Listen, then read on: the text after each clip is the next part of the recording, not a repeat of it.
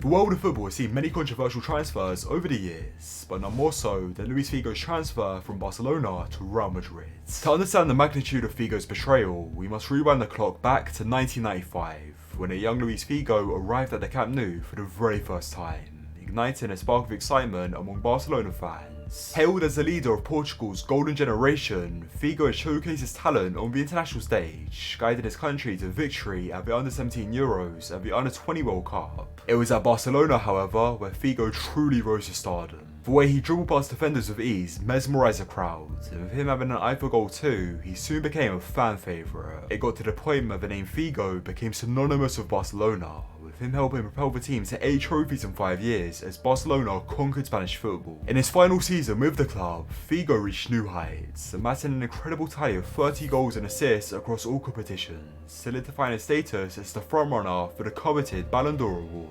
But whilst Figo and the city of Barcelona revelled in their glory, a storm was brewing 400 miles away in the city of Madrid. Real Madrid was going through its presidential election, and ambitious businessman Florentino Perez had set his sights on becoming the president of the club. However, there was one obstacle. Real Madrid had experienced remarkable success under their current president Lorenzo Sanz. In the 5 years under him, the club won 6 trophies, including 2 Champions League titles, one of which being the club's first in 32 years. This meant that if Perez wanted to win the election against all odds, a miracle was needed. And so he devised a plan, conducting a survey which found that the player Madristas were most likely to sign was Figo. Now of course, Figo at this point was well on his way to becoming a Barcelona legend, so convincing him to betray his beloved Barcelona by joining their arch rivals wouldn't be easy. Perez was determined though, and ended up striking a deal with Figo's agent Jose Vega, which guaranteed the player €2.4 million if he signed a contract, legally requiring him to join Madrid if Perez emerged victorious. Although there was a €30 million penalty fee that Figo would have to pay if he refused to join Madrid after Perez won, the likely outcome was that Perez would lose the election.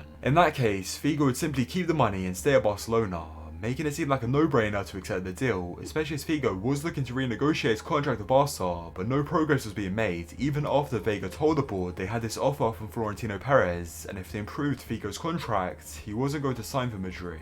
Once everything was done behind the scenes, Perez began to publicly vow that he would bring Figo to Madrid if he won the election, and if he won but failed to fulfill his promise, every Real Madrid member would get free tickets to their home matches for an entire season, paid for by Figo's penalty fee. Figo, who was still under the belief that Lorenzo Sanz would continue as president, came out in an interview where he denied everything in order to protect his image. He claimed that he's not crazy enough to sign with Florentino, nor has he received 500 million pesetas in advance. But just 1 week later, the election results were in and Perez had won it. He wasted no time in fulfilling his pledge, triggering Figo's staggering €60 million release clause, which is a world record fee at the time. Although Figo had a change of heart and approached Barcelona's president CazR to try and stop the deal by covering his penalty fee, the club couldn't do it. They would have had to pay their biggest rivals the equivalent of the 5th highest transfer fee at that point in time just to hold onto their own player, and in turn enable free football for Madrid supporters. CazR couldn't stomach the idea of this, and later came out and said, "I couldn't do it. I'm the new president of Barcelona and I pay for Real Madrid's fans to watch them every week. I would die." So with that, Figo had no choice but to leave Barcelona for Real Madrid,